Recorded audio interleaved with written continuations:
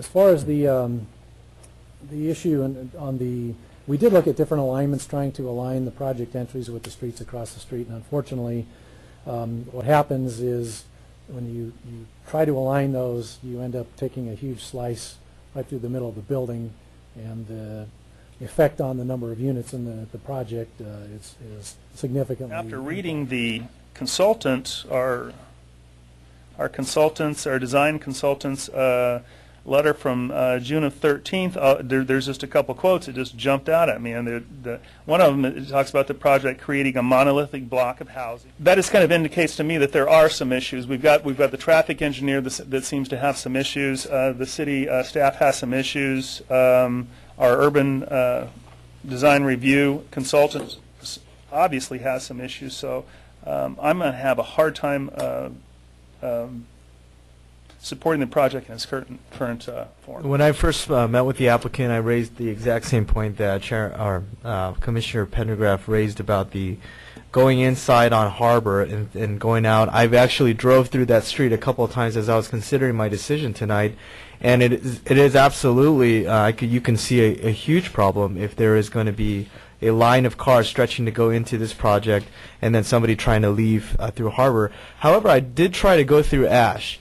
And no one is forcing anyone to go use the Harbor direction. They can go through the Ash direction, and I think most cars, as they drive, if they see a line of cars trying to get into the building through Harbor, they're not going to try to wait in line to get in there. They'll probably use the Ash direction. However, the concern that one of the teachers raised in making a left turn from Ash onto Harbor and how that's an unprotected left turn does concern me in terms of the safety of that. The design consultant was referring to the fact that this is a long development that precludes the possibility of either vehicular or pedestrian stitching together of the neighborhood. Lemon Park is cut off from this project.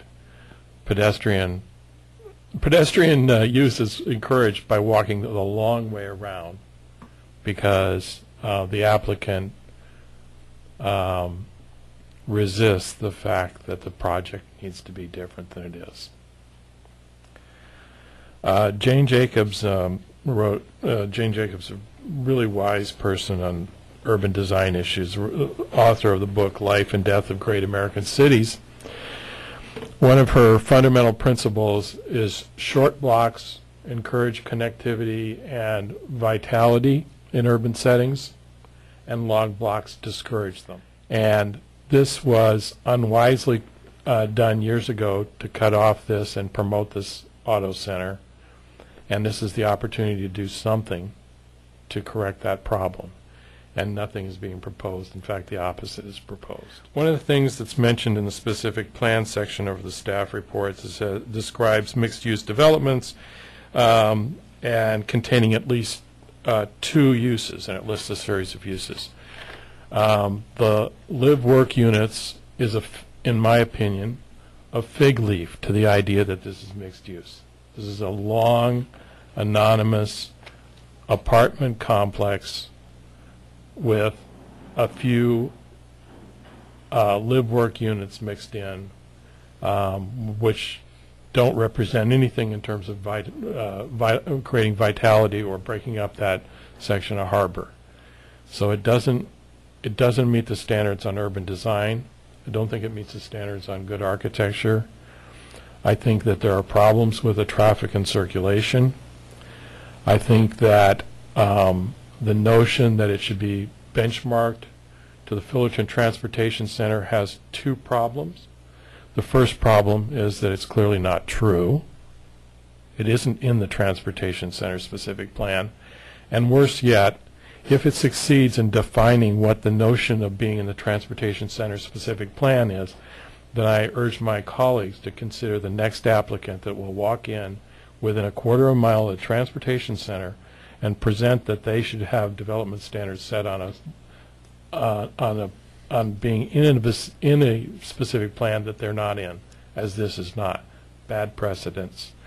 Also, the purpose of the specific plan Transportation Center was to encourage development to occur by giving private sector incentives through planning that would encourage development there. And instead, these are being repurposed to a project outside of the area.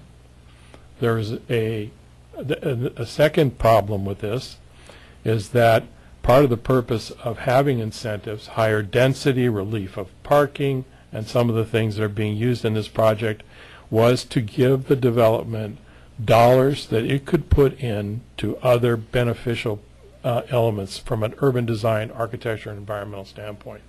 That you had to put back some of the wealth you realized by the development incentives you have. But instead, in my opinion, they're simply being pocketed. That's not the spirit of the thing. So I will oppose this project.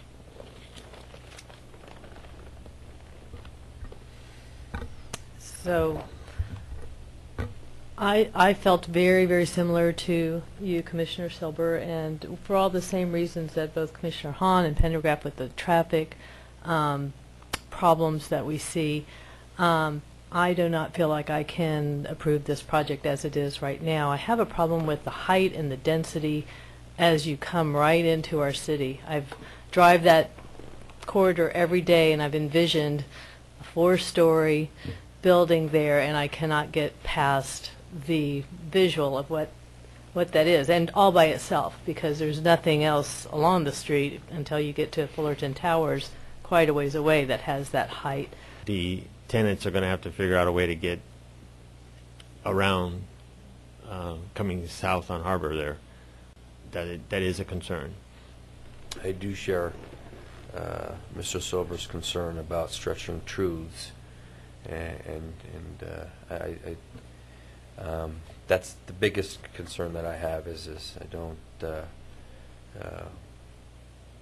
we may be setting the wrong precedent, but at this point in time I'm inclined to just go ahead and vote yes on this and send this over to council to let them be the final judge on this item. You know, in the developer's defense, I mean, this is kind of awkward with the way the shape of the property. It's long, it's narrow, it has the points of access are limited. It's good. There are constraints with regard to where easements are located. I mean, I understand. I've worked on a lot of different sites myself, and it's not easy. It's easier to be up here as a group of people say, oh, why don't you do this and why don't you do that? And the truth of the matter is there are a lot of other things that these guys are trying to get to work. You know, fire department, you making sure that they actually have the correct setbacks, making sure that they're not over easements. This is a difficult site. You know, we can ask them to go back, and it may be they'll come back with something, and it may not be significantly different than what we're seeing. So, granted, I don't like the parking issue. I think maybe they're a little lean on parking, but beyond that, I don't know how we make this site that much better. And maybe Mr. Silber has some different Commissioner Gambino, thanks for the segue. I didn't want to lean in on that. You know, as you know, I'm an architect, and I've been through this, and I know how trying that the applicant's experience is right now and how intense it is. And I've had projects where I was very convinced I had it figured out right, and I got turned down. And fortunately, I have had clients who decided that they still wanted to work it out and solve the problems, come back with a better proposal. I don't know that we helped them or the city by saying, well, you know, it's a tough site. They knew it was a tough site. And if it's a tough site, if I'm a buyer, I come in and I say, I want to buy the site, but, you know, it's a tough site. I shouldn't have to pay the same price as an easy site because I'm going to have to make some compromises. But if you turn around and don't make the compromises, is that the right thing to do? And who benefits in that situation? The city is going to have this on its urban design books for 50 years, if it's good or if it's bad. And I'm not opposed to the development, and as a development, I'm not opposed to having development in this location. I'm not a NIMBY kind of guy.